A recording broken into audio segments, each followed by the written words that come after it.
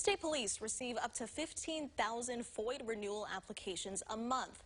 But it wasn't until March that they started to approve as many applications as they were bringing in.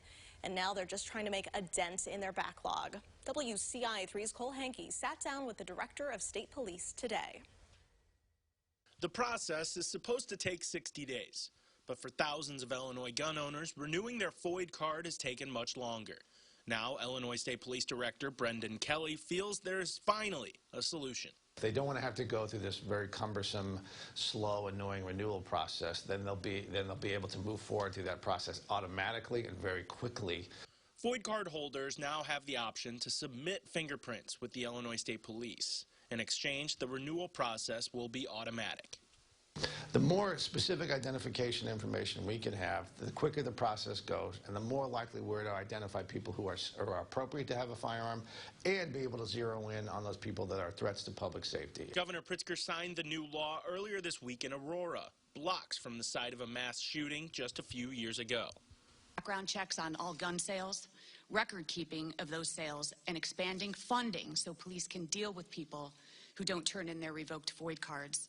The FOID revamp is tied into several other gun safety measures that are now law. All gun sales in the state will require background checks, and the FOID databases will be made available to all officers on the road so they can see if someone had a FOID card revoked or if they have one currently.